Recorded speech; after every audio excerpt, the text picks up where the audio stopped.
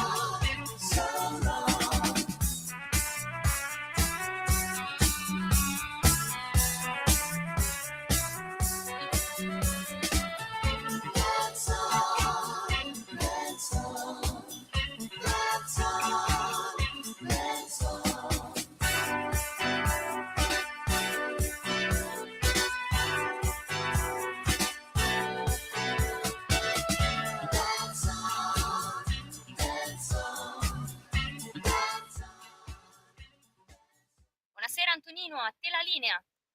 Oh! S'hanno rubato le borchie. Lo fanno. Molti di voi avranno riconosciuto la citazione. Buonasera a te, Natalia, amici e amici miei, ma non dall'avventura, buonasera. Siete sulle magiche onde di Radio Libertà. Questo è Zoom, il drive time in mezzo ai fatti. Io sono Antonino Danna. Questa è la puntata numero 1240 di oggi, giovedì 23 di luglio dell'anno del Signore 2026. Cominciamo la nostra trasmissione. Vi ricordo, date il sangue, in ospedale serve sempre, salverete vite umane, chi salva una vita umana salva il mondo intero. Secondo appello radiolibertà.net, fesso chi non lo legge perché vi perdete un bellissimo giornale online dove ci sono i liberamente del direttore responsabile Giovanni Sallusti, gli auto da fede di Giulio Cainarca, la rassegna stampa di Semivarin, videopillole e molto altro ancora. 340-670-9659 per le vostre zap o WhatsApp, 0292947222 per le vostre telefonate. Ma adesso, signore e signori, possiamo cominciare la trasmissione con che cosa? Con il Qui Parlamento, l'onorevole Dimitri Coin sul tema dell'autonomia. Vai pure Natalia, grazie. Qui Parlamento. Oggi quest'Aula compie un passo che per noi veneti non esito definire epocale. Un altro tassello in una strada che è sì tortuosa ma che stiamo comunque percorrendo. Con il voto favorevole del gruppo della Lega agli schemi di preintesa per la Regione Veneto non stiamo semplicemente approvando un documento burocratico. Vedete, da una parte c'è la burocrazia, ci sono i partiti politici, la politica e dall'altra parte il popolo. E oggi stiamo dando cittadinanza politica e istituzionale alla voce di milioni di cittadini veneti. Cittadini che fin dal referendum consultivo del 2017 attendono risposte concrete nel segno dell'efficienza e della responsabilità e del buon governo. Il 22 ottobre del 2017 in Veneto si è celebrato un referendum che aveva il seguente quesito. Volete che alla Regione del Veneto siano attribuite ulteriori forme e condizioni particolari di autonomia? A questo referendum, con il quorum a dimostrazione della serietà con la quale si fanno le cose in Veneto, in una regione dove l'8% degli aventi diritto al voto è iscritto all'AIRE e che per votare avrebbero dovuto rientrare in Veneto e non lo hanno fatto. A questo referendum, appunto, il 98,2% dei votanti, pari a 2.273.818 voti, ha detto sì, lo voglio. E questo, vedete, è un mandato forte e chiaro per noi che rappresentiamo il popolo veneto. E parlo appositamente di popolo veneto perché, e il referendum dimostra anche questo, noi non siamo solo economia. Noi in Veneto siamo storia, tanta storia. Siamo cultura, siamo tradizione, siamo lingua, siamo bandiera e siamo tanto, tanto cuore. E non dimentichiamo che il governo dell'epoca, ovviamente di sinistra, ha osteggiato oltre i limiti la celebrazione di questa consultazione con ricorsi e negando ogni supporto. Ma il Veneto anche questa volta è andato dritto e se lo è pagato. Nessun riferimento nel quesito quindi al residuo fiscale, come si è sentito ieri in aula, ma già che ci siamo, ed il tema è stato introdotto, qualche numero ve lo voglio dare, giusto per fare memoria un po' a tutti i componenti di quest'Aula e chi magari poi ascolterà anche l'intervento da casa. I dati a disposizione partono dal 1996 ed arrivano al 2023, cioè 27 anni. La media annuale è 19 miliardi di euro all'anno per un totale di 513,145 miliardi di euro di residuo fiscale. E all'onorevole Cappelletti, per suo tramite, Presidente, voglio dire che se anche fossero veri i numeri che lui ha dato sul costo della pedemontana veneta, con questo residuo fiscale noi ne avremmo fatte più di 50, pagandocele completamente con i soldi dei veneti.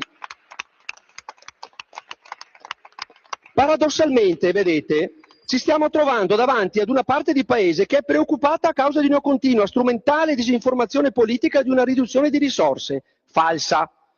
Ma non vediamo un'altra parte di paese arrabbiata, potenzialmente molto arrabbiata, per l'abnorme sproporzione tra quanto versato e la controprestazione ricevuta.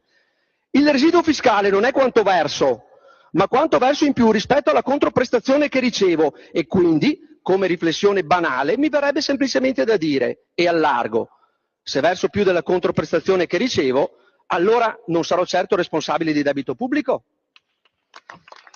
La costanza di questo residuo e quindi la non eccezionalità dell'evento lo trasforma da sussidiarietà ad una sorta di costante imposizione fiscale collettiva.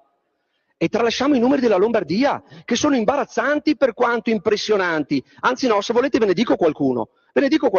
Dal 96 al 2021, perché questi sono i dati a differenza del Veneto, che comunque non sono aggiornati, è di 1.337 miliardi in 25 anni, 54 miliardi di euro all'anno di differenza tra quanto versato e controprestazione ricevuta.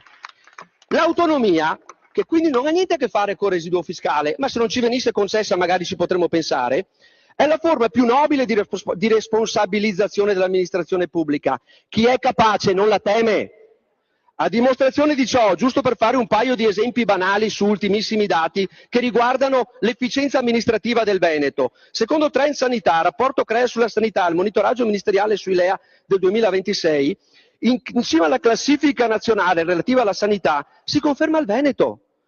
La Corte dei Conti ha recentemente promosso il bilancio del Veneto a guida Stefani, e sottolineo con un punto fermo già dell'amministrazione Zaia, senza nuove tasse e senza toccare l'addizionale IRPEF, che è ferma a quanto stabilisce lo Stato, e cioè all'1,23%, forse unica regione in Italia.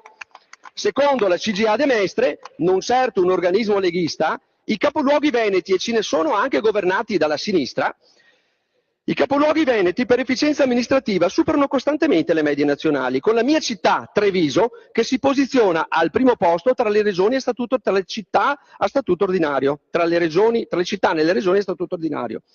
Con questo cosa voglio sottolineare? Che le risorse in Veneto le produciamo, che queste risorse sappiamo investirle e utilizzarle per il bene dei cittadini e vorremmo farlo in modo più ampio e completo. La continuità amministrativa in Veneto ha rafforzato sempre più la consapevolezza delle potenzialità operative di una buona amministrazione e confrontandosi con gli ostacoli con i quali devi fare i conti ogni giorno, rimossi i quali il beneficio per i veneti sarà enorme. Voglio dirlo con estrema chiarezza per smontare i toni apocalittici e la retorica del paese spaccato che abbiamo ascoltato anche in queste ore. Sottoporre il paese al merito e alla trasparenza, come certificato anche dai passaggi al Senato e dal rigoroso recepimento delle indicazioni della Corte Costituzionale. Questo percorso non sottrae risorse, valorizza invece chi sa spendere meglio i soldi dei contribuenti. Il Veneto, sotto la guida del presidente Zaia ed ora di Alberto Stefani, è da anni un modello di eccellenza amministrativa. Chiedere la gestione diretta di funzioni specifiche in settori chiave non è un capriccio, ma è una necessità per correre più veloci ed essere più vicini ai bisogni del territorio. Questo voto alla Camera è l'atto di fiducia che sblocca il percorso definitivo verso i successivi provvedimenti e disegni di legge di recepimento. Provvedimenti e un percorso parallelo, serio, blindato dalla determinazione dei livelli essenziali delle prestazioni che garantiranno standard e diritti uguali per i cittadini. L'autonomia è il contrario dell'assistenzialismo, è la sfida della responsabilità che responsabilizza tutte le regioni. Presidente, chi vota contro questa riforma vota contro la modernizzazione dello Stato, vota per l'immobilismo di un centralismo che ha già fallito.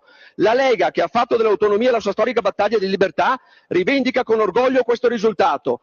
Mi sento di ringraziare esplicitamente i ministri Salvini, Calderoli, Giorgetti, i presidenti Zaia e Stefani, nonché l'allora ministro Erika Stefani per tutto il percorso e il lavoro che hanno fin qui fatto. Per questi motivi dichiaro il voto convintamente favorevole del gruppo della Lega per Salvini Premier e aggiungo una cosa: il Veneto è pronto e sempre viva San Marco.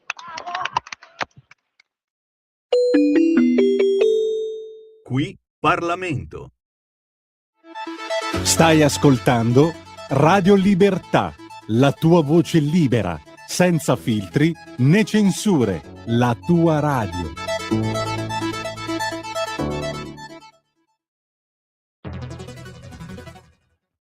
C'è chi te la racconta sbagliata e chi te la racconta male. C'è chi te la racconta tagliata e chi te la racconta al contrario e chi non te la racconta affatto.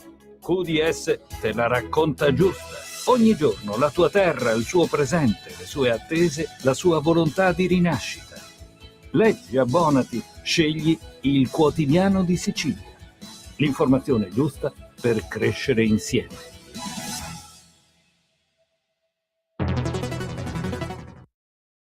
Lo amiamo perché ci offre sempre le cose più buone e naturali. Linea Alberto Acerbis. Problemi respiratori, tosse, raffreddore, tosse secca, tosse grassa.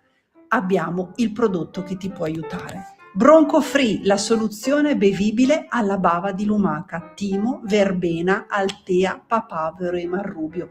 Un insieme di erbe e di prodotti che aiutano a sciogliere il catarro e a favorirne l'espettorazione in maniera naturale. La tosse è un meccanismo espulsivo naturale che il nostro organismo mette in atto quando all'interno delle nostre vie respiratorie entrano virus, entrano batteri, entrano sostanze che il nostro organismo ritiene dannose. Come fare per calmare la tosse? Bisogna sciogliere il catarro e favorirne l'espettorazione attraverso un mucolitico naturale. La bava di lumaca, infatti, attraverso gli enzimi litici in essa contenuti, aiuta a sciogliere appunto il catarro e aiuta la sua espulsione. Abbiamo un'offerta straordinaria per voi stamattina. Se dite ascolto Radio Libertà e chiamate lo 030 68 40 408, 3 flaconi di Bronco Free a 59 euro e se dite ascolto Radio Libertà voi non pagate le spese di trasporto e in più avete uno splendido omaggio. Chiamate adesso 030 68 40 408. Benvenuti nella rubrica Parliamo un po' di, il nostro spazio dedicato ad argomenti vari e variegati. Oggi affronteremo due temi particolarmente interessanti, il concetto di obbligo nella mitologia e la credenza nell'influenza magica reciproca tra uomo e natura. L'idea di obbligo è centrale nella mitologia, soprattutto in quella classica, dove gli eroi non agiscono in piena libertà, ma sono vincolati da un destino superiore o da doveri morali e divini. Un esempio emblematico è Enea, protagonista dell'Eneide. Enea incarna perfettamente il concetto di pietas, cioè il senso del dovere verso gli dei, la famiglia e il proprio destino. Anche quando prova sentimenti profondi, come l'amore per Didone, è costretto ad abbandonarla perché il suo compito più grande è fondare una nuova patria, Roma.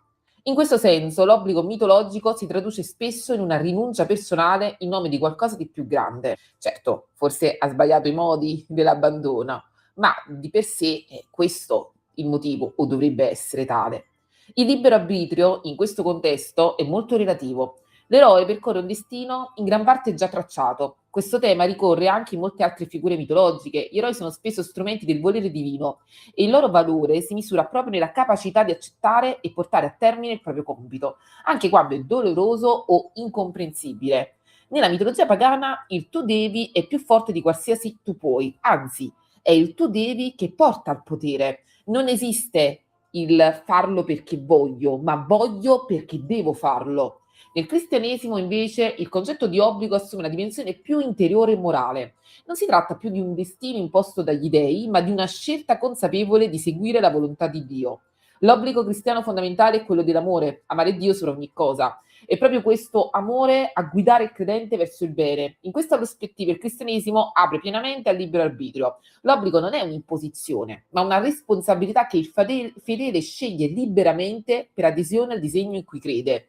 Qui il principio di prima diventa voglio farlo perché amo colui per cui lo sto facendo. Passiamo ora a un tema completamente diverso. Ultimamente sto leggendo il bellissimo libro di Fraser, Il ramo d'oro, che trovate citato anche in descrizione, e sono rimasta affascinata da un'idea diffusa in molte culture. Alcune credenze magiche si basano sulla concezione che le cose naturali, per come sono fatte, possono influenzare l'uomo e viceversa.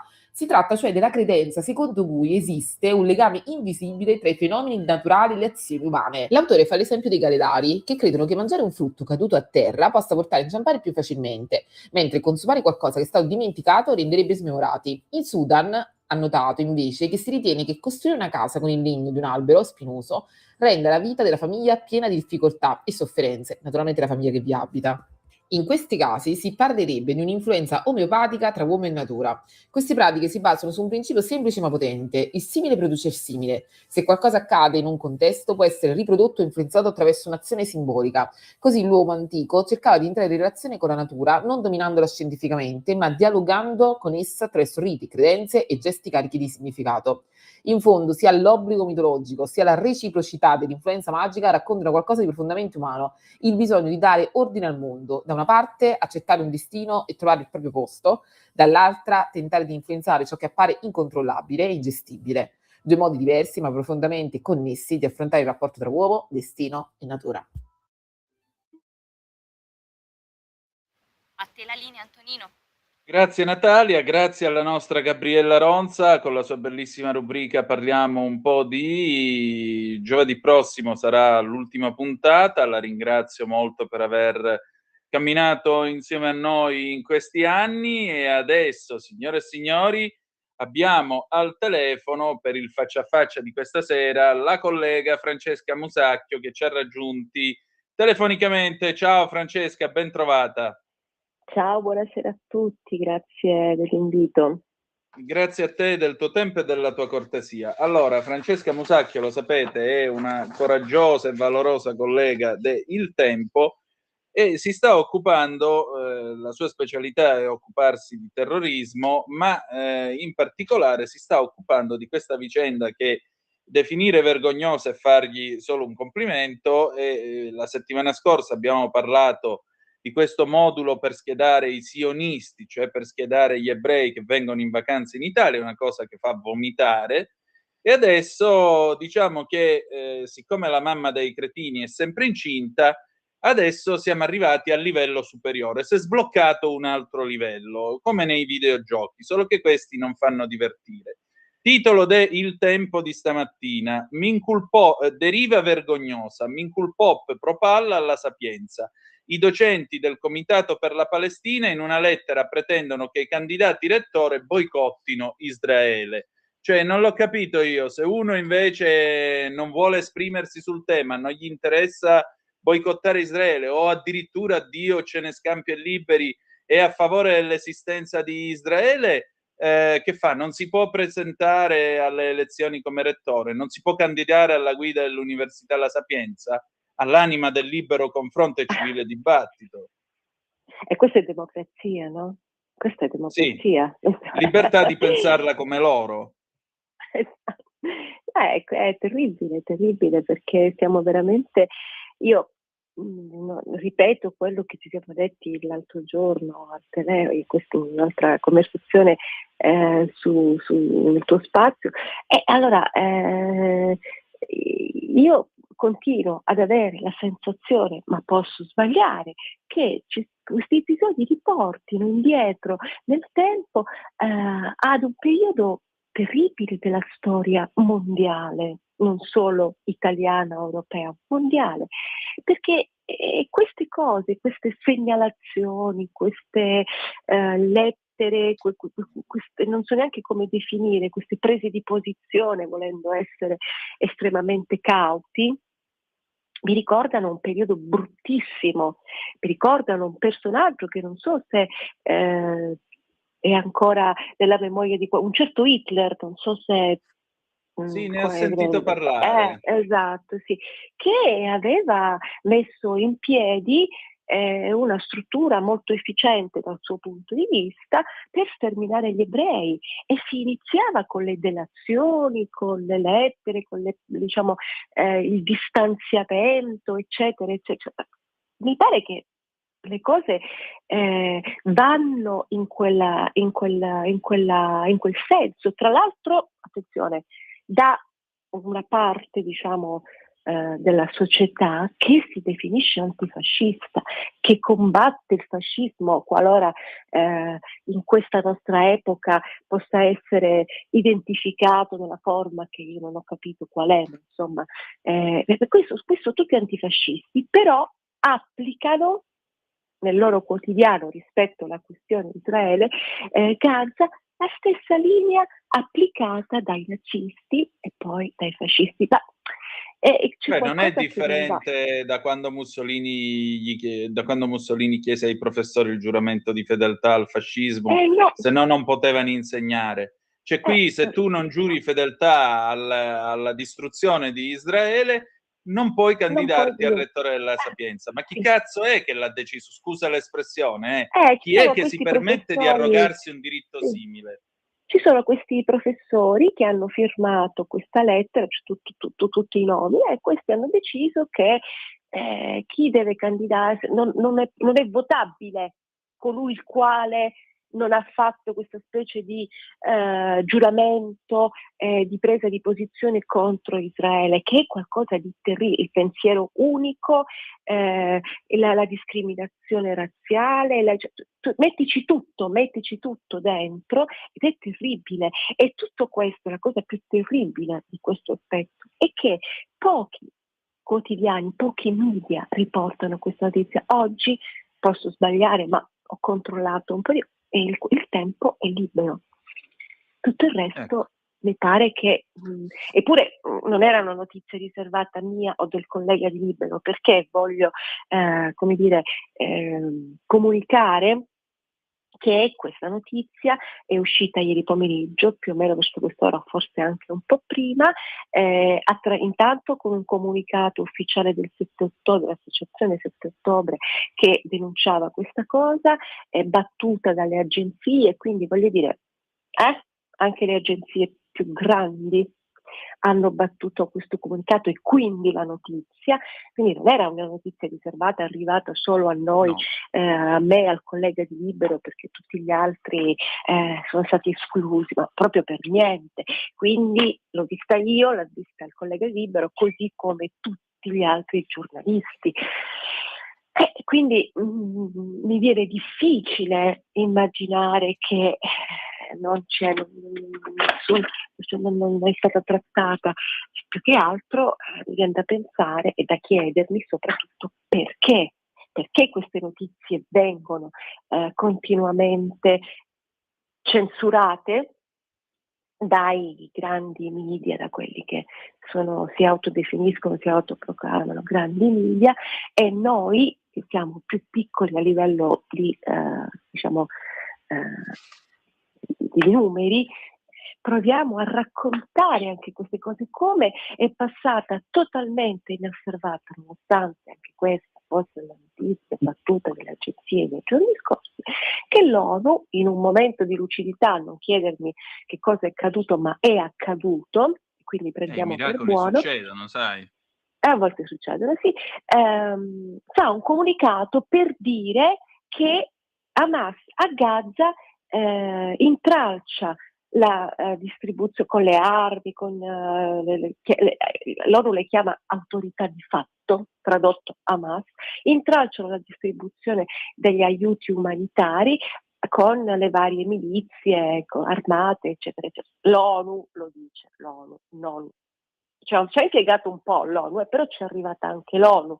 Quindi la popolazione di Gaza è affamata non perché mancano gli aiuti umanitari che Israele non fa entrare perché stanno entrando, ma perché Hamas li intralcia, li prende, li vende sul mercato, fa una serie di cose e non li fa arrivare a chi effettivamente ne avrebbe bisogno. Anche questa notizia non mi è sembrato di vederla in giro.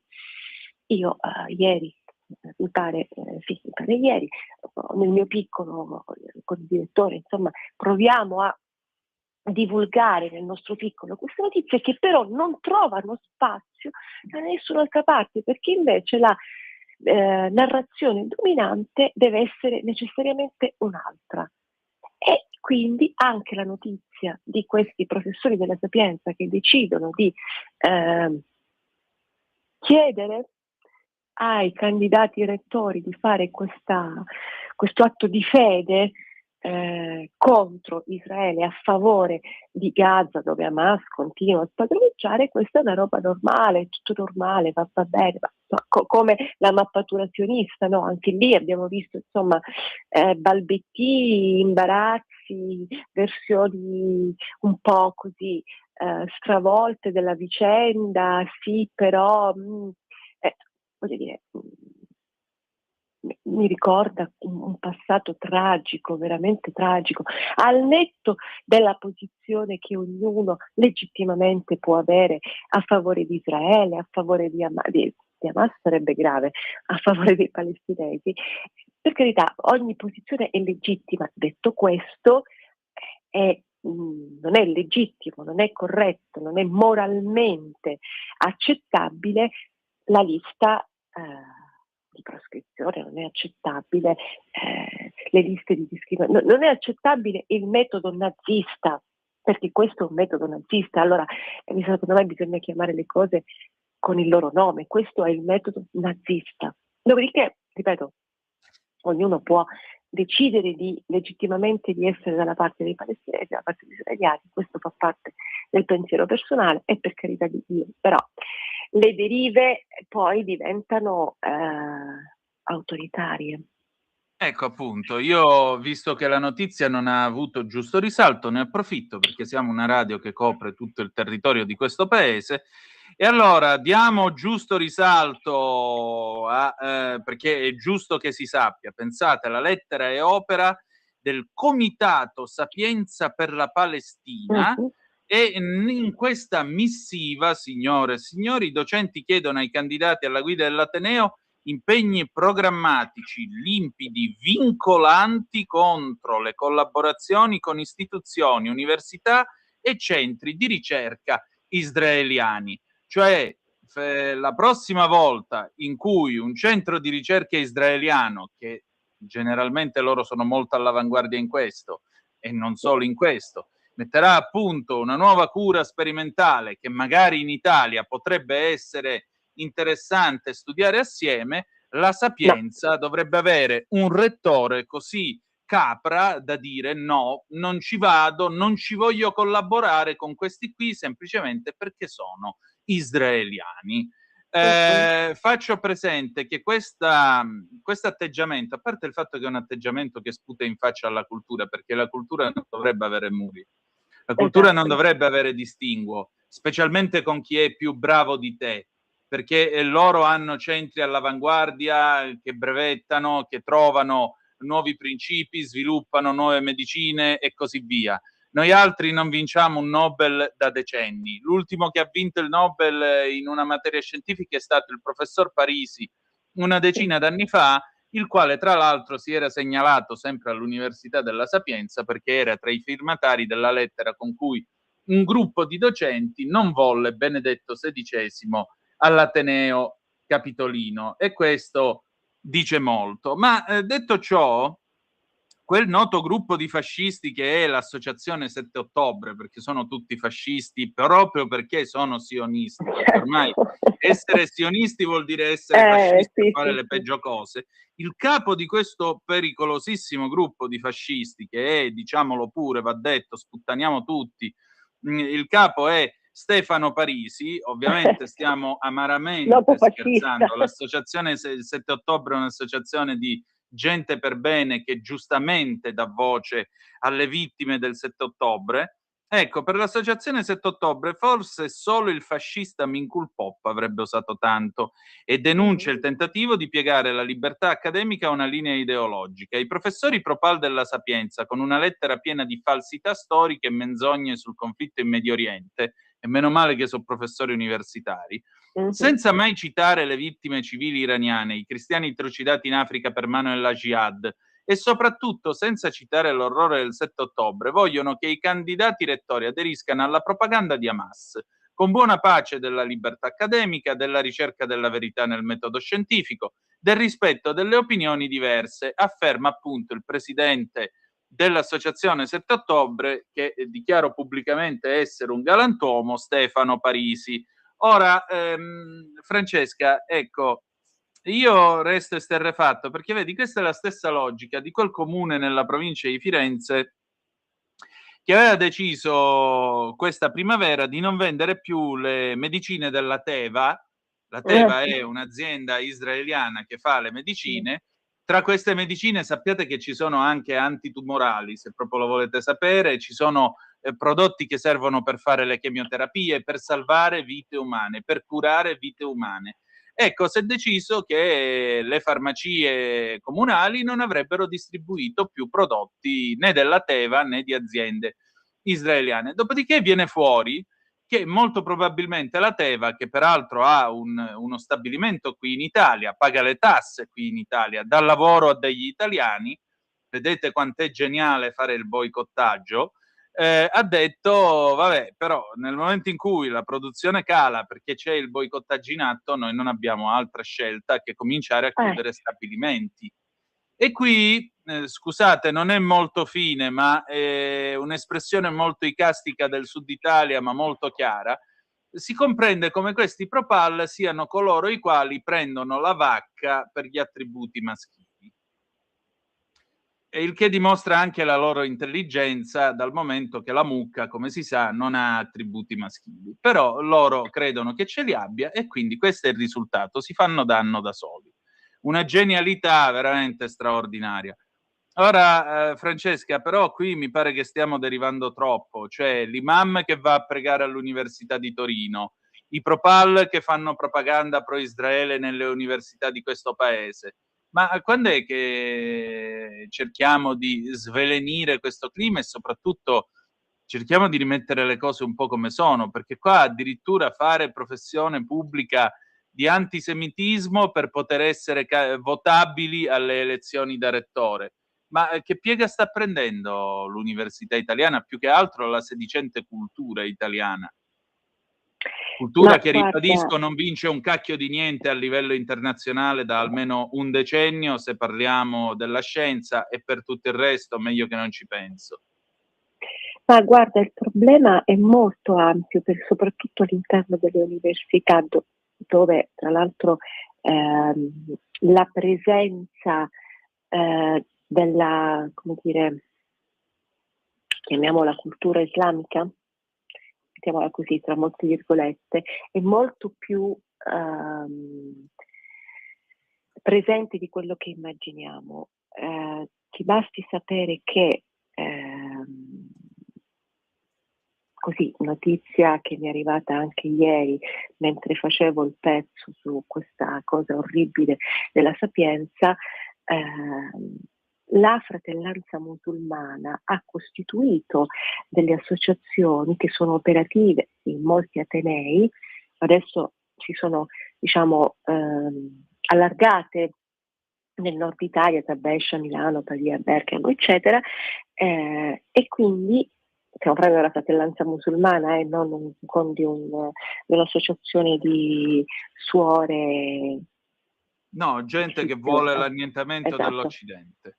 Esatto, e sono presenti nelle università, non sono gruppi isolati, è proprio una rete stabile con una propria governance che hanno portato l'attivismo religioso e politico dentro i campus universitari con strutture organizzate su scala nazionale. Quindi questo che cosa vuol dire? Vuol dire che c'è un movimento all'interno degli atenei che ovviamente indirizza verso un certo tipo di visione di Israele, tra l'altro un movimento che non è per nulla un movimento, diciamo, pacifico, che vuole l'islamizzazione dell'Occidente dal basso, la islamizzazione soft, e che lo persegue da decenni, se non da secoli, e quindi abbiamo questa realtà, quindi da una parte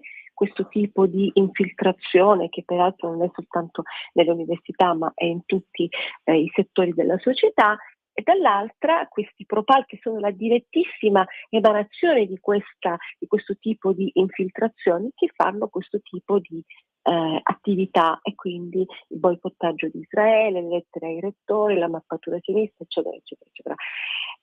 Come possiamo contrastarla? Beh, allora io non ho una ricetta, quello che posso dire è che ancora una volta, che noi ce lo siamo già detto in altre occasioni, ancora una volta io non posso che attribuire alla politica tutta trasversalmente la responsabilità di questo, perché quando la politica balbetta su questi temi, allora implicitamente autorizza a posizioni come quella di questi docenti universitari, come delle manifestazioni propal, quando la politica continua a non essere chiara su questi temi, quindi a dire non necessariamente a prendere posizioni pro Gaza o pro Israele, ma a condannare esplicitamente e in modo chiaro questo tipo di azioni, fino a quel punto noi continueremo ad avere i fratelli musulmani dentro le università, i docenti universitari che chiedono ai candidati rettori di essere contro Israele, la mappatura del turismo sionista, le manifestazioni propal, eccetera, eccetera, eccetera, i boicottaggi di Israele a tutto tondo. Ecco, io attribuisco alla politica italiana, ma alla politica europea in generale, questo tipo di responsabilità, perché se tu non parli chiaramente al tuo elettorato, non lo fai perché non lo fai perché hai paura di perdere voti, e questo va detto e denunciato, ma su temi etici così importanti non può esistere la questione dei voti. Questi sono temi che dovrebbero essere molto più alti, che sono molto più alti. E ripeto, non si tratta di essere a favore di Netanyahu, perché poi qui alla fine si cerca sempre di ridurre la questione alla divisione politica. Netanyahu è di destra, quindi è brutto, sporco e cattivo. Io rispondo sempre a questa contestazione, ma siete sicuri che se domani in Israele viene eletto come primo ministro un esponente di sinistra, chiunque esso sia, la posizione di Israele su determinati temi che riguardano la sicurezza cambierà? Io credo di no. E non si può poi, è come se, come dire, in qualunque paese estero considerasse il governo Meloni fascista e definisse tutti gli italiani fascisti, ammesso che questo sia vero, no? Ammesso che il governo Meloni sia fascista, ma insomma viene accusato di fascismo. E allora tutti gli italiani sono fascisti. No, perché c'è chi l'ha votata, chi non l'ha votata, e comunque non puoi identificare un intero paese con il governo pro tempore che in quel momento lo rappresenta, perché sarebbe scorretto, perché all'interno di una democrazia come quella italiana e come quella israeliana, cosa che non c'è invece a Gaza, giusto per dirne una, Ci sono persone che votano un determinato governo, persone che non lo votano, persone contro, persone a favore. E democrazia, ok? Oggi in Italia c'è un governo pro tempore guidato da Giorgia Meloni. Quando si voterà, noi non sappiamo se il governo Meloni sarà confermato o no, ma comunque qualunque tipo di governo è pro tempore e quindi non si può identificare un'intera nazione con quel governo, come non si può identificare tutto Israele con il governo di Netanyahu o il governo di Netanyahu con tutti gli ebrei sparsi per il mondo. Però la semplificazione della narrazione pro-Pal è proprio questa. Vorrò vedere se, diciamo, a ottobre, dopo il voto, se Netanyahu verrà riconfermato oppure no, questo non lo sappiamo, ma nel caso in cui non venisse riconfermato e magari eleggeranno, non lo so, un esponente di sinistra, poi vorrò vedere con molto interesse, popcorn alla mano, la posizione dei pro-Pal di fronte a un governo di sinistra che non cambierà nella sostanza le azioni di Israele rispetto ai temi della sicurezza. Israele è un paese circondato dai nemici e quindi nella sua visione, che noi non potremo mai capire fino in fondo, nella sua visione c'è un certo tipo di dinamiche sono immutabili e quindi resistono a tutti i governi che si succedono, che cambiano, destra, sinistra, centro. Poi ripeto, sul governo Netanyahu possiamo fare ampissime discussioni e contestare figure improponibili come Smotrich e Ben Gvir, che siano veramente... Però attenzione, anche loro sono pro tempore e non rappresentano tutti gli israeliani o tutti gli ebrei. Però nella narrazione pro-Pal e quindi nella narrazione antisemita, perché poi quella è, fa tutto gioco, va tutto bene. E vorrei ricordare anche a questi simpatici pro-Pal così trasversalmente che, per esempio, a proposito degli aiuti che dicono che gli aiuti umanitari a Gaza che sono stati negli anni in questi anni Israele è stato accusato di bloccare l'ingresso degli aiuti, ma del resto Ismail Haniyeh disse che la popolazione di Gaza era sacrificabile per la causa, quindi gli aiuti potevano essere razionati per motivi bellici. Haniyeh, non Netanyahu, non io, non tu. Mi ricorda tanto Mussolini quando disse mi servono qualche centinaio di morti da sbattere sul tavolo della pace. Siamo sempre lì. Però stranamente Haniyeh è un eroe, Mussolini no. E allora cerchiamo di fare un po' pace con la storia e col cervello, amici pro-Pal. Senti Francesca, io ti chiedo 10 secondi di pausa, poi torno perché ti voglio chiedere un'ultima cosa. Va bene, d'accordo. Grazie. Stai ascoltando Radio Libertà, la tua voce libera, senza filtri né censure, la tua radio. Di nuovo a voi la linea. Grazie Natalia, alle 19, 2 minuti e 16 secondi sulle magiche onde di Radio Libertà. Antonino Danna al microfono con voi per questa puntata numero 1240 di Zoom di oggi, giovedì 23 di luglio dell'anno del Signore 2026. Con noi al microfono, graditissima ospite, Francesca Musacchio de Il Tempo. Francesca, senti, ma perché sto governo non mette fuori legge i fratelli musulmani, che è esattamente come ha fatto invece quello egiziano? E voglio dire, il generale Al-Sisi sa quello che sta facendo perché li conosce bene. Non lo so, bisognerebbe chiederlo a questo governo, non lo so. E poi se mi fai la domanda, dei rapporti o dell'atteggiamento del nostro paese, dell'Italia, con il mondo arabo in generale, allora lì ti potrei dire che l'Italia ha sempre avuto un atteggiamento,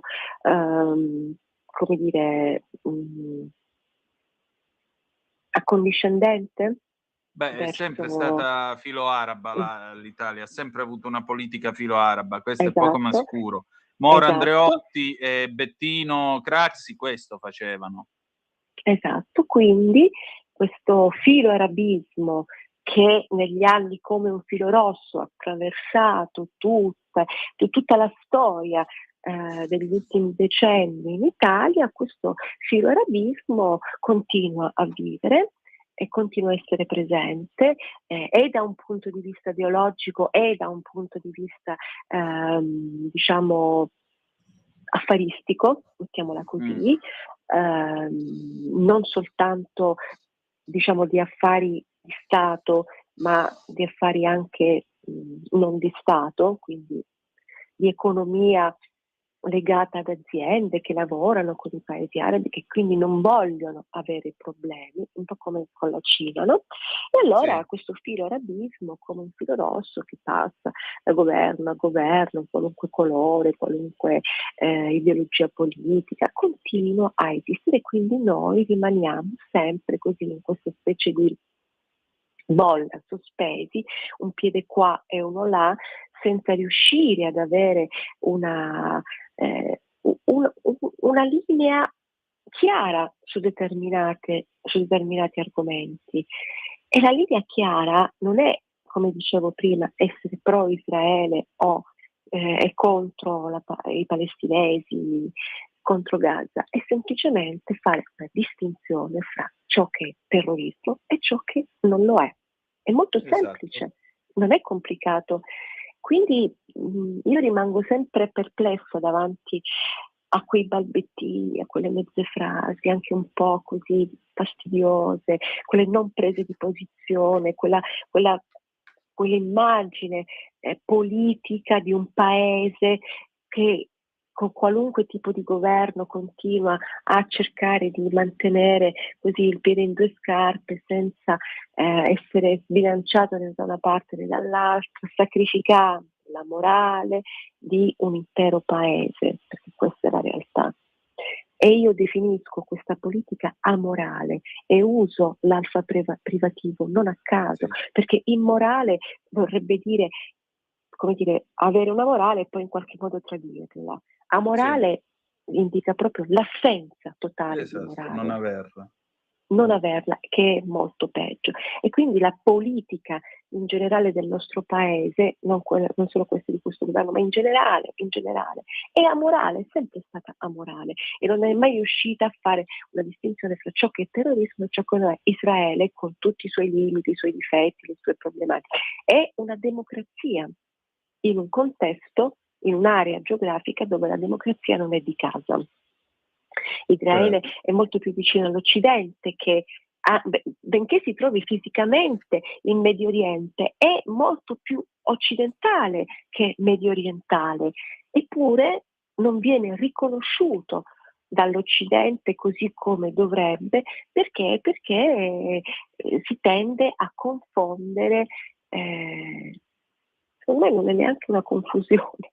Secondo me l'Occidente in generale è molto pavido, ha paura delle reazioni del terrorismo di matrice islamista e quindi preferisce sacrificare l'unica presenza democratica all'interno del Medio Oriente in nome di una presunta invulnerabilità che poi insomma negli anni infatti hanno dimostrato il contrario, nonostante il filoarabismo che l'Europa e l'Occidente hanno sempre dimostrato, gli attacchi terroristici in Europa si sono verificati e questa equazione è stata smentita dai fatti. Quindi è sempre una questione politica. Allora, io, cara Francesca, raccolgo questa tua testimonianza e la documento insieme a te. Ti voglio ringraziare per il tuo tempo e che dire di più. Allora, intanto seguite Francesca sul Tempo e seguite il Tempo con le sue inchieste su questi temi molto caldi. Al piacere di risentirci presto, allora.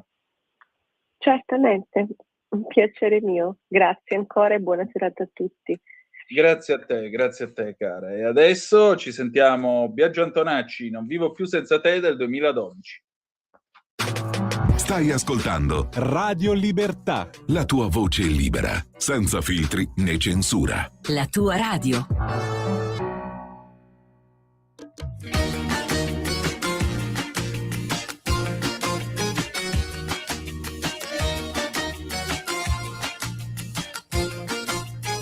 Non vivo più senza te, anche se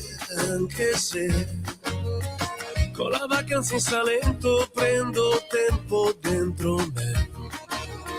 Non vivo più senza te, anche se una signora per bene ignora le mie lacrime. E le mie mani va su, la sua bocca punta sempre più a sud. E la mia testa fa: no signora no, mi piaci. No signora no, mi piaci. No signora no, ti prego. No signora no, non vivo più senza te, anche se tanti papaveri rossi come sangue inebriano. Non vivo più senza te, anche se la luce cala puntuale sulla vecchia torre a mare. Nuova a te la linea, Antonino. Benissimo, grazie Natalia. Le 19, 9 minuti e 50 secondi sulle magiche onde di Radio Libertà. E allora Antonino Danna al microfono con voi. Grazie alla nostra Francesca Musacchio per la sua testimonianza, con molto coraggio, molto ritmo, molta grinta. Adesso però io cedo la parola al grandissimo Pier Vittorio Scimia, perché Pier Vittorio ci chiede ospitalità. Lui ha realizzato un'intervista, adesso passiamo a cose un po' più amene, un'intervista con Antonio Cuomo, anzi Antonello Cuomo, che è sosia di Antonello Venditti. Lui ha scoperto di somigliare ad Antonello Venditti e questo gli permette di fare dei concerti come sosia dell'immenso cantautore romano. Tenete presente la canzone che avete ascoltato prima, invece, appunto, Biagio Antonacci, Non vivo più senza te, questa vacanza in Salento, perché dopo questa intervista torneremo sul tema con Valentina Tarricone della Tarricone Investigazioni, ma questo ve lo dico dopo. Vai pure Natalia, grazie. E allora oggi con noi di Radio Libertà in collegamento Antonello Cuomo. Antonello, un artista, un interprete napoletano noto per questa straordinaria somiglianza fisica e vocale con Antonello Venditti. Antonello, grazie per essere qui con noi, è veramente un immenso piacere, un immenso onore. Grazie Pier Vittorio, grazie a te che mi hai invitato, grazie. Grazie Antonello. Allora, veramente ricordiamo, la tua è una carriera che è costruita tra concerti, televisione, insomma un percorso personale che è anche oltre quello del personaggio di Antonello Venditti, e televisione perché hai partecipato a tanti programmi televisivi proprio per questa somiglianza. Ma ti chiedo subito una domanda che credo sorga spontanea in chiunque ti veda: come è nato questo tuo percorso come interprete di Antonello Venditti? Qual è stato l'episodio che ha proprio sbloccato questa possibilità, diventare l'interprete come sosia ufficiale proprio di Antonello Venditti? Ma guarda Pier, nasce tutto in modo molto naturale. Le persone notavano questa somiglianza fisica e vocale e che da lì ho iniziato a studiare seriamente il repertorio. Quello è stato il primo inizio. Però io non mi considero un semplice imitatore, ecco, questo voglio dire. Cerco di interpretare quelle canzoni con rispetto, chiaramente, aggiungendo qualcosa di mio. La prima cosa è la sensibilità, che io credo di avere, è un'anima, che arriva prima della voce. Ecco, giustissimo questo dell'anima, che arriva ovviamente prima di quella che è l'espressione vocale. Prima noi invece abbiamo citato le tue partecipazioni televisive, per esempio addirittura proprio sulla Rai per il programma Tagli e Quali, e lì addirittura ti eri proprio espresso davanti a un altro grande rappresentante della romanità, che è Francesco Totti, il Pupone. Ecco, qual è il ricordo di questa trasmissione? Che ricordo conservi? Guarda, è stata un'esperienza molto intensa, Italia e Quale è una grande vetrina. Poi insomma la televisione è amplificata su ogni dettaglio e quindi richiede una concentrazione molto, diciamo, impegnativa. Con questa trasmissione, che già venivo da altre trasmissioni molto importanti, sono state quella congiunzione praticamente per farmi conoscere al grande pubblico in maniera, diciamo, più ampia del lavoro che ho fatto da 25 anni a questa parte. Insomma, giusto per ricordarci che sono 25 anni che interpreto il grande Venditti. Ecco, un percorso musicale lunghissimo e quindi, insomma, puoi anche esprimere un giudizio, no, dall'alto di questo percorso su quello che è l'attuale mercato discografico italiano, perché spesso si sente ripetere che effettivamente è un mercato con hit o canzoni che vengono immediatamente divorate dal tempo, dai social, è un mercato usa e getta, tutto di consumo rapido, in immediata fruizione, ma dopo pochi mesi queste canzoni nessuno quasi se le ricorda più. Ma infatti c'è sempre il rischio che tutto poi duri poco, perché attraverso, diciamo, questi social e queste piattaforme digitali, insomma, ci sono anche tante opportunità, tante possibilità in più, che magari un ragazzo si imbraccia la chitarra, si canta una canzone e va.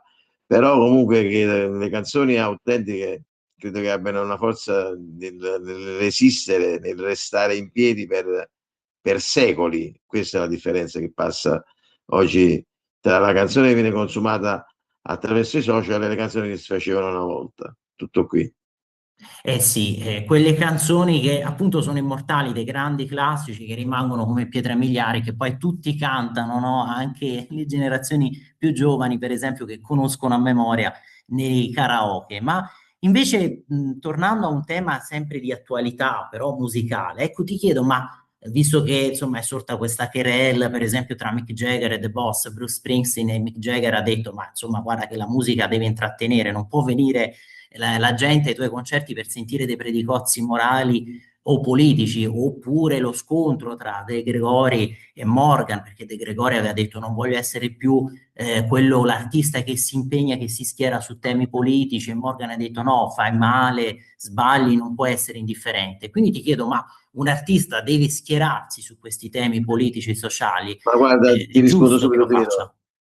Piero, io penso che è il palco, è come il campo di gioco, che deve restare un luogo di incontro, praticamente dove si disputa la partita e uno ha le proprie idee che vanno rispettate, in tutto, diciamo, la responsabilità, e senza dividere poi il pubblico deve rimanere compatto, questo è il concetto che sento di dirti. Ecco, giustissimo, cioè poi alla fine deve essere soprattutto un luogo di incontro. Ma invece di questo straordinario e comunque immenso repertorio musicale di Antonello Venditti, qual è il brano che ti fa sentire più vicino a lui, quello che percepisci più tuo? E perché ovviamente poi nel caso noi saremmo qui contenti di chiederti anche un assaggio di un intervento tuo Come a no? cappella. Con una voce un po' stanca, però ci proverò. Guarda, i brani che canto vanno rispettati perché intanto non li ho scritti io, però sono legati alla mia vita personale e anche alla mia famiglia. Uno proprio d'eccezione, Che fantastica storia della vita, che io credo che sia un inno alla vita. E lo cantavo da 10 anni a questa parte con papà che mi accompagnava dal telefono prima di ogni concerto. Purtroppo papà ci ha lasciati il 7 marzo di quest'anno, quindi pochi mesi fa. Niente, e lì io trasferivo quell'emozione che si raddoppiava nel momento in cui io con papà ci mettevamo con il permesso del pubblico, perché poi io dovevo comunque far capire alla platea che mio padre al telefono, insomma un po' grandicello, amava questo brano. Ci teneva che io aprissi i concerti, addirittura diceva devi cantare solo quella canzone e poi te ne puoi anche andare la sera, pensa un po'. Dice, perché lì dai tutto te stesso. In realtà gli piaceva tantissimo, tant'è che è un brano che mi piace pure a me e quindi io lo canto oggi senza di lui. Cosa dirti? Potrei accennare 2 note. Sì, Il sì, brano sì. recita così: mi chiamo Antonio e faccio il cantautore, e mio padre e mia madre mi volevano dottore. Ho sfidato il destino per la prima canzone, ho lasciato gli amici, ho perduto l'amore, e quando penso che sia finita è proprio adesso che comincia la salita. Che fantastica storia la vita. Papà, dove sei?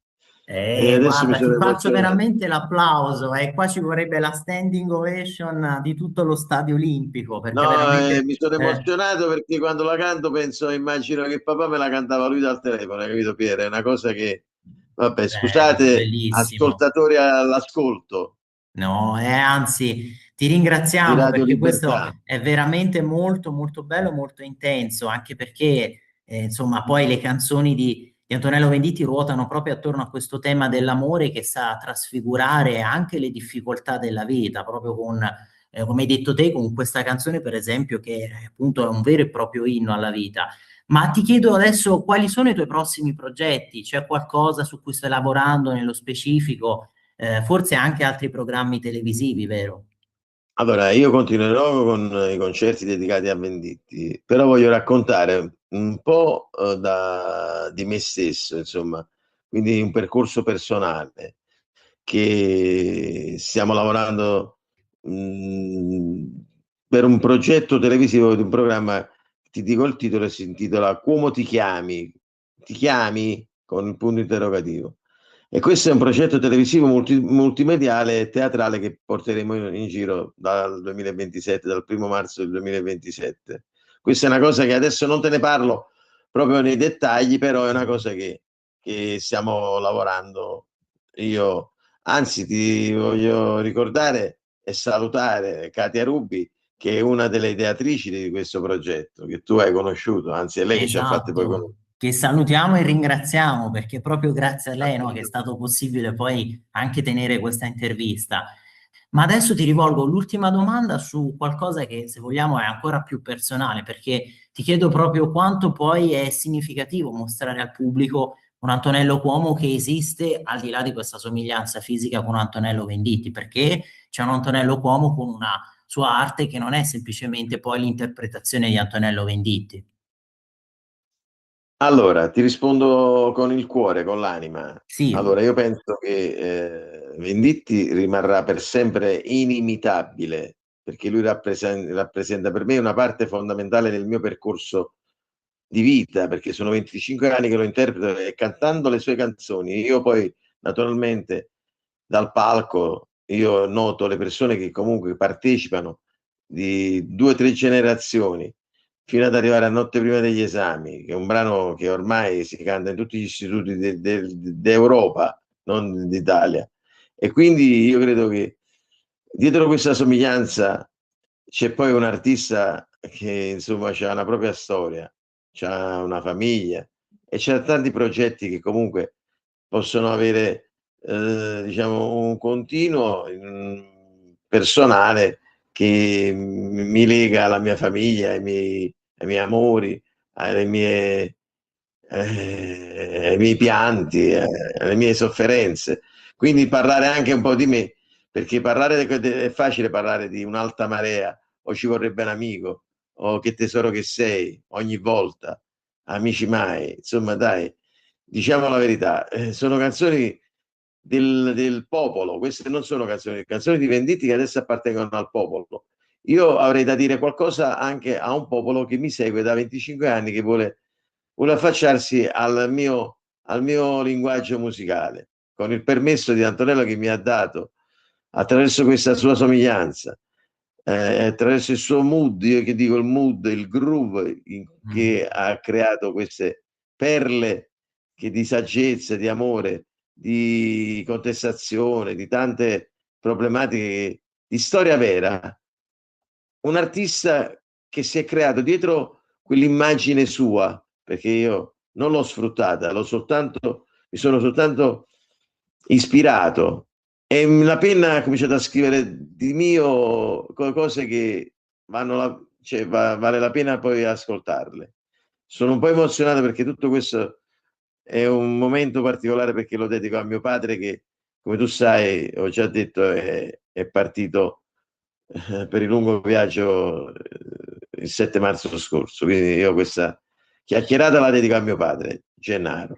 Grazie Piero. Grazie per questo tuo ricordo appassionato e affettuoso, grazie per questa tua testimonianza su poi la forza della musica che sa trasfigurare, no? Anche quelle che sono le difficoltà della vita E voglio chiudere, ecco, questa intervista con te ricordando quello che scrisse uno dei più grandi filosofi, cioè proprio Nietzsche nel suo Crepuscolo degli idoli, cioè che senza la musica la vita sarebbe un errore. E allora grazie ancora ad Antonello, grazie per essere stato con noi e speriamo di riaverti presto. Grazie a voi, grazie Pier, un abbraccio a tutti, grazie. In quanti ti promettono trasparenza, ma alla fine ti ritrovi sempre con la bocca chiusa e non puoi dire quello che pensi. Radio Libertà non ha filtri né censure, ascolta la gente e parla come la gente. A te la linea, Antonino. Grazie Natalia, le 19:24 in questo momento. Un ultimo sguardo alle agenzie: giustizia, Nordio, presunzione imputabilità per i minorenni, batte l'ANSA, sempre l'ANSA, contatto Fakir cittadino, poi l'intervento degli agenti, il legale dei poliziotti a quel punto sono dovuti intervenire, al TG1 le immagini della bodycam, la moglie chiede giustizia, la morte di Fakir, un crimine contro l'umanità, dal Marocco la moglie chiede giustizia. Trump, sono vicino a una decisione su un attacco massiccio all'Iran. Poi ancora Catanzaro, bimbo di 18 mesi muore in ospedale, altri 4 ricoverati. Un abbraccio grande alla famiglia e tanto affetto per questo bambino e per questi ricoverati e per le loro famiglie. Dio lo accolga. Eterno Peter, e guardi sugli altri ricoverati, eterno Peter Pan, Edoardo Bennato, gli 80 anni del cantautore rock. Il futuro della tecnologia, Mark Zuckerberg lancia una campagna all'insegna dell'ottimismo sull'intelligenza artificiale. Adesso però noi passiamo al terzo e ultimo faccia a faccia di questa puntata con Valentina Tarricone della Tarricone Investigazioni, perché avevo messo appunto Non vivo più senza te di Biagio Antonacci, perché dovete sapere che la Puglia, ecco perché il legame alla vacanza in Salento, no signora no, mi piace, no signora no, 85, tutta quella roba lì, ecco, l'avevo messo perché, pensate, la Puglia quest'anno è la capitale delle corna, perché a quanto pare è il record di tradimenti coniugali. E allora andiamo a farcelo raccontare da un'esperta di investigazioni privati, la nostra Magnum PI, che è Valentina Tarricone, perché l'estate non è solo periodo di corna, ma anche di infedeltà sul posto di lavoro, e quelle comportano il licenziamento. Vai pure Natalia, alla fine ci saluteremo con RAF, cosa resterà degli anni 80, 1989, appuntamento domani alle 17:30 sulle magiche onde di Radio Libertà per Chilometro Zoom con Lorenzo Viviani. Grazie per essere stati con noi e ricordate che the best is yet to come, il meglio deve ancora venire. Vi ha parlato Antonino Danna, buonasera. E allora la mia gradita ospite questa sera è un gradito ritorno, tra l'altro scherzavamo prima sul fatto che ci sentiamo sempre in estate. Lei è Valentina Tarricone della Tarricone Investigazioni, 50 anni di esperienza nelle investigazioni private, carattere estremamente deciso, idee estremamente chiare, e in particolare oggi mi ha colpito un vostro report, agosto, anzi luglio, moglie mia non ti conosco, e in particolare la Puglia, capitale italiana delle corna. Cosa sta succedendo, Valentina? Chiedo scusa. Buongiorno a tutti, buongiorno Antonino, Buongiorno. è sempre un piacere essere tua ospite. Anche per me. Allora, soprattutto in queste tematiche molto calde, voglio dire, dato anche il periodo.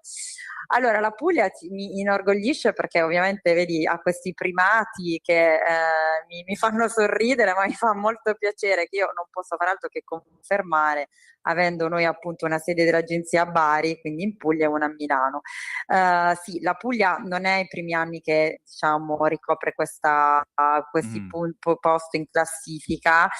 Cosa succede? Effettivamente è una meta dove si tradisce parecchio, ma come molte località, diciamo, di mare, questo sicuramente, comunque estive, di vacanza. Innanzitutto io penso che sia determinato molto da un fattore sia culturale e anche di mood, no? Di vita. D'estate si è soprattutto al sud molto più rilassati, si ha molto più tempo per andare al mare, magari anche dovuto anche al caldo si sta meno chiusi negli uffici, quindi si cerca di stare più all'aria aperta, e poi complice il mare, il sole, i profumi, il buon cibo, si tradisce. Ma più gli uomini o Questo più le donne? succede.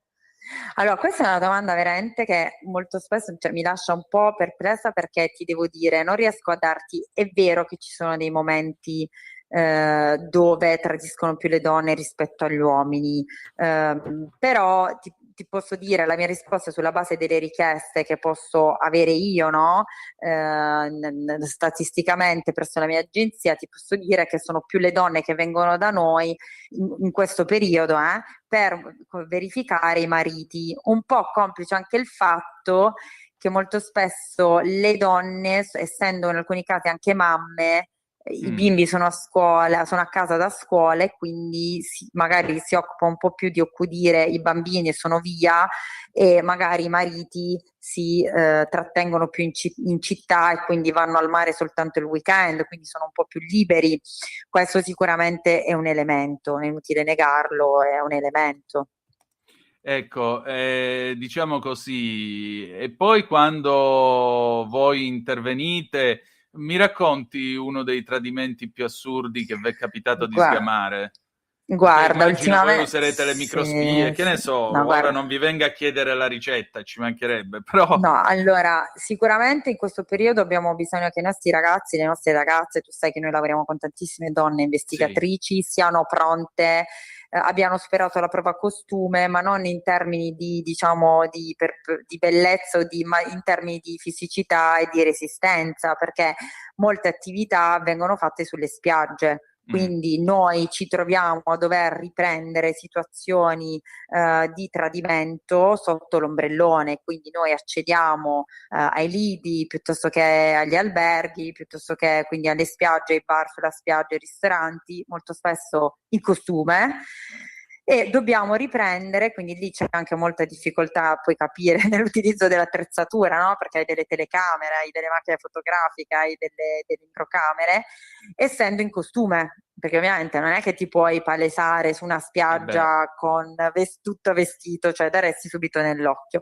E quindi è lì sotto l'ombrellone che si scambiano le fusioni più calde, quindi non so, ci è capitato ultimamente di fare un'attività, di seguire una persona che ovviamente andava via per andare in vacanza a fare un weekend con un amico, ma in realtà non era un amico, ma era un'amica, quindi era il famoso un'amante. Jessico Calcetto. Esatto, e quindi noi siamo dovuti tra l'altro anche accedere, puoi immaginare, i lidi oggi non è facile, perché no, con tutta questa gente i lidi sono tutti prenotati, soprattutto in Puglia, no, dove c'è tantissima richiesta, devi accedere e magari accedere anche a lettini, alla postazione che è vicina, perché poi quello che vogliono i clienti è il bacio, è l'atto, è qualcosa che dica ok, c'è stato il tradimento. Adesso per esempio un caso che fa sorridere, che abbiamo anche raccontato, è molto carino, una cliente ci ha chiamato e ci ha detto ho notato una prenotazione ad un lido di mio marito, mi ha detto che è stressato, deve andare a prendere un po' di sole, solitamente sono cose che in settimana non fa, però ho trovato questa prenotazione, e temeva ovviamente che ci fosse qualche deviazione o comunque qualche altra, aveva dei sospetti, e quindi noi siamo andati anche noi nello stesso lido, e ovviamente abbiamo verificato che non era da solo, ma era in compagnia. Considera che tutte le attività che tu fai di tradimento sono veramente particolari, particolari, perché ti trovi le persone che tradiscono e che temono non dell'investigatore privato, attenzione, ma temono di essere seguiti da una moglie piuttosto che da un marito geloso, se le inventano della qualunque. Quindi vedi gente che cambia macchine, a volo, vedi gente che sale su una moto o scende da una moto e sale su un taxi, vedi persone che a un certo punto cambiano strada, quindi tu devi essere veramente sempre pronto. E la cosa che più per noi è difficile in questo momento, soprattutto no, di vacanza, è quando arriviamo nei posti o andare anche per esempio negli alberghi, cercare di accedere e di avere la prova anche nell'albergo. Certo. Quindi non ti dico Mamma quelle che mia. possono essere le difficoltà di dover trovare anche la camera, no, vicino a dove c'è la persona magari con l'amante. Quindi si innescono situazioni molto particolari, quindi devi essere, e poi non devi dare nell'occhio, quindi devi essere veramente il turista perfetto in quel momento. Certo, che cose incredibili. Senti, ma succede ogni tanto che magari, come nella canzone Luca di Raffaella Carrà, si scopre che magari l'irreprensibile marito è andato con Franco del calcetto e non con Jessica del calcetto? Allora, cioè ogni tanto si scopre magari qualche cosa, esatto. non lo diciamo per fare del sessismo, attenzione, ma perché No, ma ormai sapete che in certe parti d'Italia ancora oggi, non dico che è uno stigma sociale, purtroppo ovviamente, però diciamo c'è chi vive queste cose nell'ipocrisia, ecco, mettiamola così.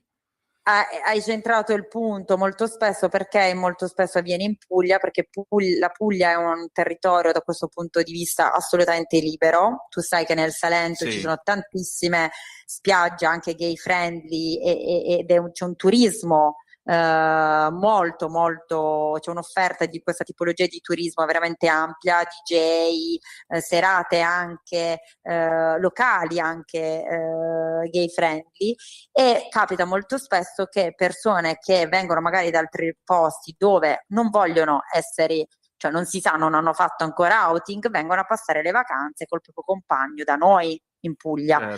Quindi assolutamente sì. Ti dico che ci è capitato, è molto più difficile come attività, perché all'inizio, soprattutto se tu, non so, facciamo il caso classico, noi partiamo da Milano perché la cliente o il cliente ci dice dovete seguire questa persona che va via per lavoro, va via un weekend, e tu banalmente vedi una persona con un amico e quindi non vedi atteggiamenti particolari perché sei ancora in una zona rossa. Nel momento in cui si atterra in vacanza, ovviamente inizi un po' a capire che devi essere molto bravo a capire un po' quali sono gli atteggiamenti.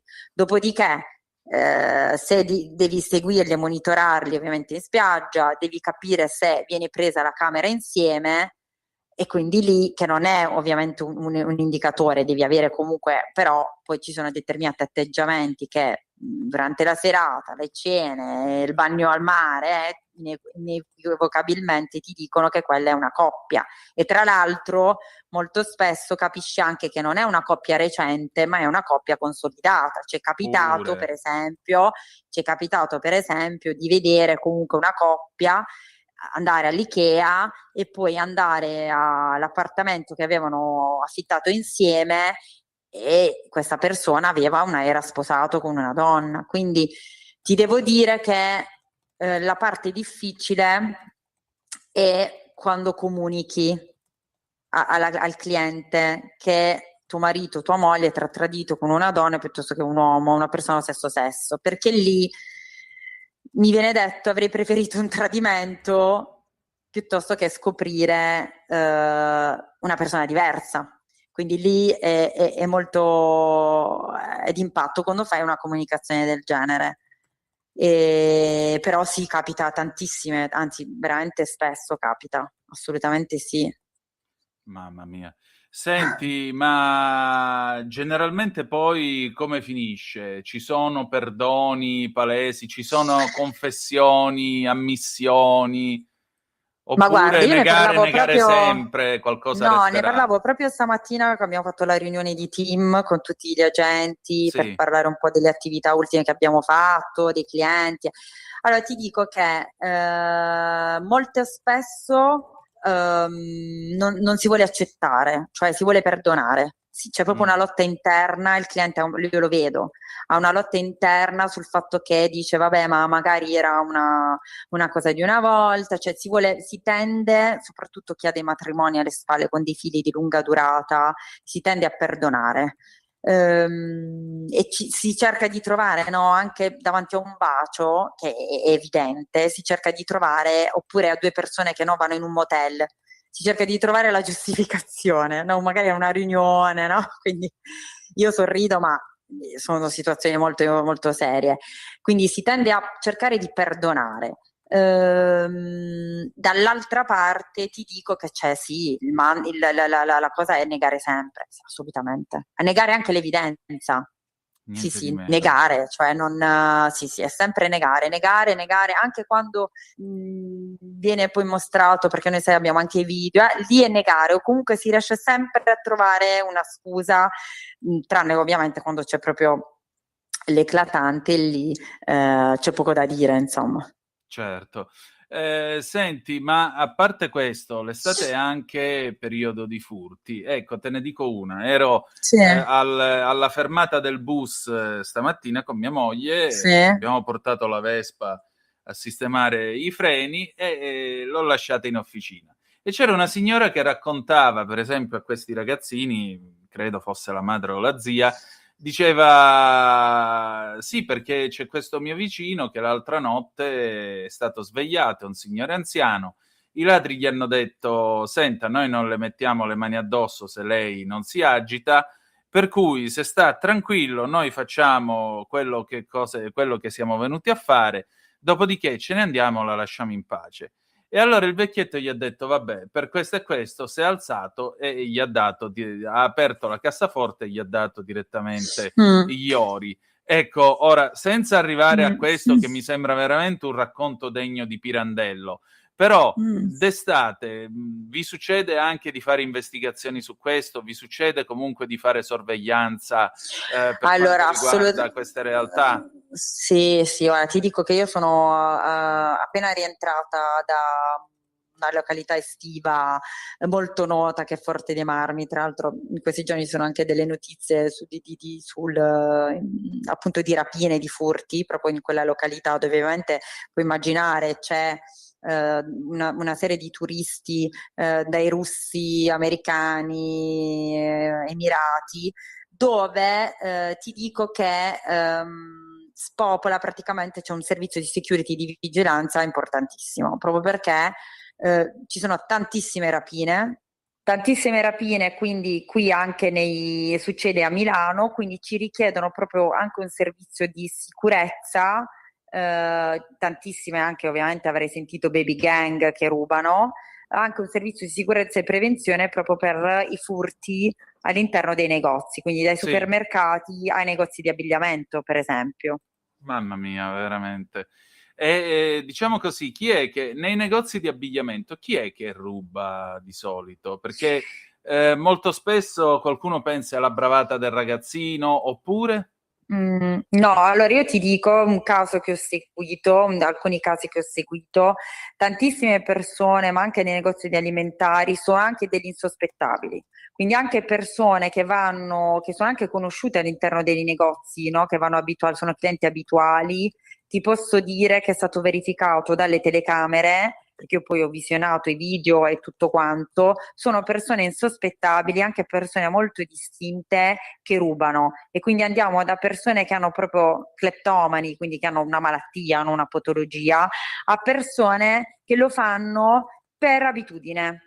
Quindi, e tra l'altro provocando sì, ti dico un ultimo caso, una persona che rubava delle bottiglie di vino di valore molto importante, per esempio dell'olio, quindi diciamo cose che sono veramente anche che hanno dei costi, voglio dire che una bottiglia di olio te la puoi permettere, però rubate perché o per il gusto di rubarle o perché si erano abituati ormai a fare questa cosa non essendo scoperti. Ovviamente in realtà ci sono le telecamere ovunque, se tu ti guardi intorno nei negozi ci sono telecamere ovunque, tra l'altro ci sono anche i servizi in borghese di chi fa come il mio lavoro e verifica se tu rubi o meno.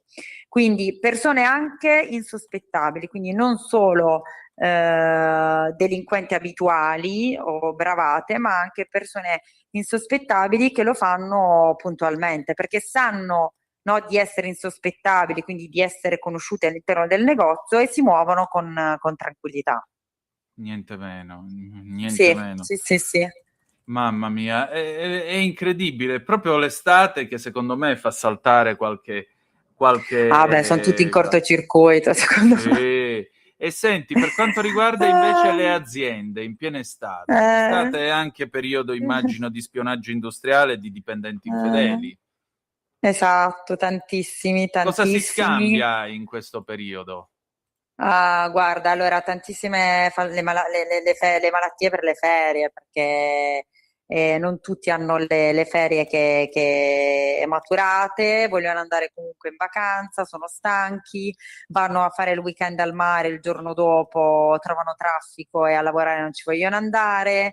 E quindi si mettono in malattia come anche i permessi legge 104, quindi anche quelli vengono utilizzati e scambiati come ferie purtroppo, tantissimi, quindi soprattutto in tutte le località di vacanza che possono essere montagna e non solo mare, quindi anche montagna, quindi viene mandato il certificato di malattia e quindi noi partiamo e la maggior parte delle volte questa è gente che sta in vacanza, quindi tra l'altro alcune volte neanche molto furbi perché pubblicano, magari non loro direttamente, ma gli amici, piuttosto che le mogli, piuttosto che i mariti, pubblicano sui social e quindi rendono noto il fatto che invece di stare in malattia sono in vacanza. Ovviamente succede, i periodi sono quelli del weekend, sì, legato al weekend, quindi il weekend lungo e capita tantissimo, cioè queste sono proprio quando chiamo un'azienda sicuramente l'80% delle volte in questo periodo sono per le false malattie. Ah, Perché ecco. comunque sì, esatto. Sì, E ne avete sgamati di gente che diceva di stare all'ospedale e invece era alle Maldive del Salento, tanto per citare un posto della Puglia molto gettonato. Sì, guarda, io ti racconto uno che proprio mi ha fatto morire, perché lì poi tu te la ridi anche come uno la gestisce. Gente che magari non solo malattia, falsa malattia, ma anche smart working, Sì. tantissimo smart working fatto sulle spiagge. Gente che addirittura, sai che alcune società hanno il sistema di controllo di quanto tempo tu stai sul PC, se ti disconnetti, Sì. Gente che addirittura metteva dei pesi sui PC, Cioè sulle come tastiere. i Simpson. Cioè i Sì. E il Simpson problema, hanno sai fatto qual è? scuola, Homer Esatto. che aveva il coso che beccava lì sulla tastiera. Quindi li vedevi in No. costume in pareo con i PC portatili e questi pesi e loro magari a farsi il bagno, la birra. Il problema è che non sapevano che c'eravamo noi. C'eravamo noi, mio. quindi abbiamo ripreso tutte queste belle scene. Sì. L'estate è dura perché tra il caldo, i costumi, le creme, i bagni, devi fare le riprese mentre sono in acqua, è impegnativa come attività. Immagino. Un bersaglio che ti ha dato filo da torcere? Allora, guarda, un bersaglio che mi ha dato filo da torcere è stato un imprenditore. Un imprenditore molto, passami il termine, sgamato, Sì. con possibilità di usufruire di macchine molto potenti Sì. e diverse, e che era molto difficile perdavamo sempre l'attimo, ecco, no? C'era qualcosa ma non riuscivamo a beccarlo. a capire e poi quindi abbiamo lavorato sull'altro fronte, no? Quindi quando tu non riesci sul target lavori sull'amante. E Certo. quindi siamo andati dall'altro lato e l'abbiamo beccato. Però è stato molto difficile perché correva, perché era molto attento, perché era uno che si sapeva muovere, cioè difficilmente si Uno sarebbe molto fatto beccare. sgamato. Uno molto sgamato. Ma ha fatto soffrire perché sapevo, perché io poi quando sento il sentore che conferma che c'è qualcosa a non arrivare, l'unica cosa che quello che mi sento di dire a tutti, che in questi casi, molti casi, soprattutto il tradimento quando non si ha, no, un'ipotesi di una persona specifica, bisogna avere pazienza, perché non è detto che alla prima volta se non lo becchi non ci sia niente. Quindi bisogna avere un po' di pazienza. Queste cose vanno fatte con calma, se veramente si vuole scoprire la verità. Ecco, questo... Senti, per concludere, che cosa farai domani? So che tra un poco hai una riunione operativa. Sì, esatto. Approfitto di quei pochi giorni quando ho i miei operatori, i miei agenti in sede, per confrontarmi con loro e fare un po' di brainstorming, un po' parlare delle varie casistiche, di tutte le novità anche normative, quindi ci confrontiamo, e poi anche per fare un pranzo insieme, dato che loro sono appena rientrati da località di montagna e altri giù a Bari partono adesso per il mare, quindi per chi è fermo ci facciamo questo bel pranzo di saluto estivo, perché poi non si sa che cosa succederà tra luglio e agosto. E allora buona caccia. Grazie mille. Andate a Cervi, vedo. Quello è l'animale più quotato in questo periodo. Direi, grazie. Esatto, grazie a voi, un abbraccio, grazie.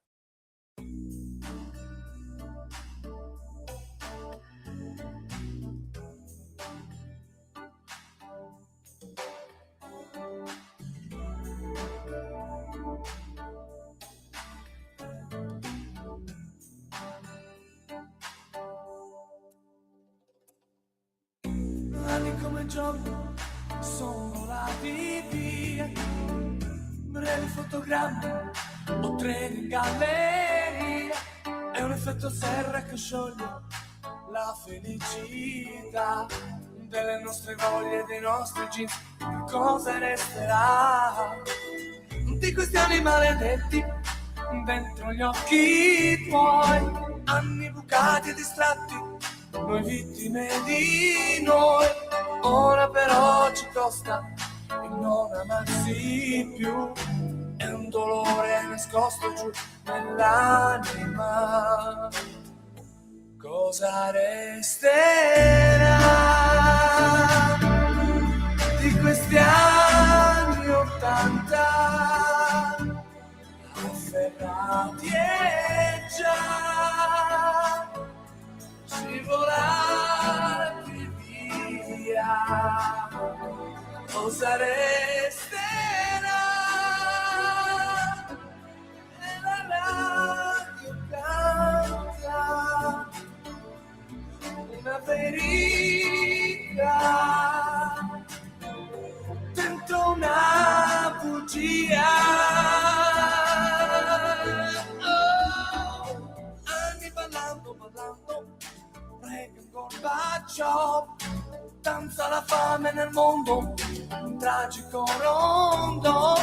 Noi siamo sempre più soli, singole metà, anni sui libri di scuola e poi che cosa resterà? Anni di amori violenti, litigando per le vie, sempre pronti io e te a nuove geometrie, anni vuoti come latine, abbandonate là. Ora che siamo alla fine noi di questa eternità, cosa resterà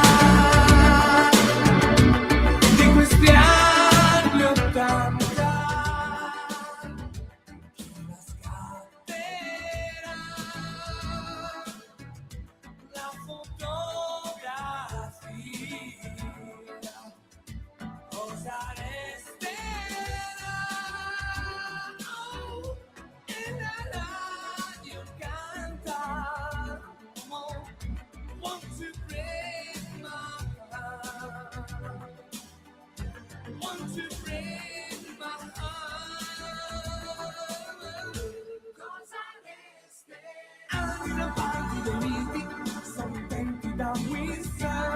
Sono già diventati partiti e ognuno pensa a sé.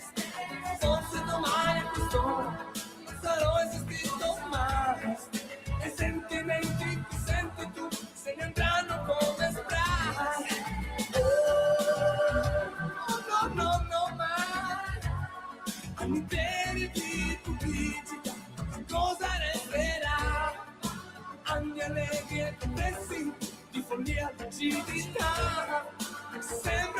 Negli anni 80 per noi, quasi 80 anni fa.